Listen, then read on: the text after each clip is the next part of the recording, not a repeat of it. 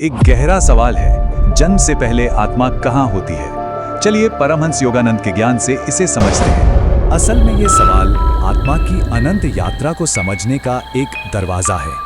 योगानंद जी के अनुसार जन्म कोई इत्तेफाक नहीं है, ये एक बहुत बड़ी दिव्य योजना का हिस्सा है।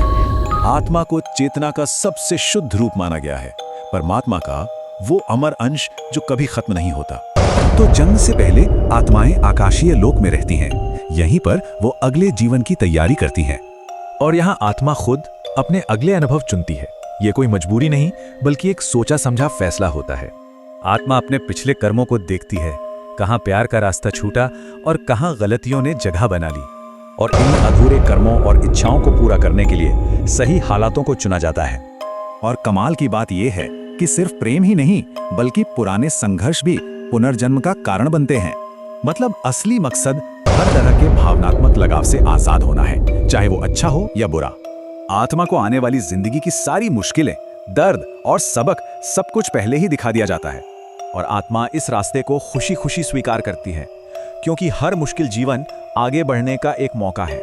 सबसे पहले आत्मा माँ के आभा मंडल में एक रोशनी की तरह दाखिल होती है। माँ के विचार और भावनाएं ही गर्भ में आत्मा की पहली पाठशाला होती है, उसका पहला संस्कार। और अगर माँ प्यार और शांति महसूस करती है तो वही गुण आसानी से आत्मा को भी मिल जाते हैं। इसे ही माया का पर्दा कहते हैं, जो आत्मा को उसकी असली दिव्य पहचान भुला देता है। तो देखिए, जन्म के बाद चेतना से माया तक का ये सफर कितना गहरा है।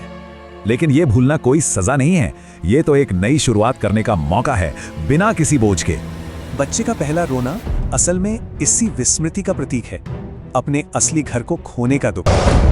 और यहीं से शुरू होती है याद करने की यात्रा, ये जानने की कि हम असल में कौन हैं। आत्मा हमें लगातार इशारे करती रहती है ताकि हम अपने असली स्वरूप को फिर से याद कर पाएं।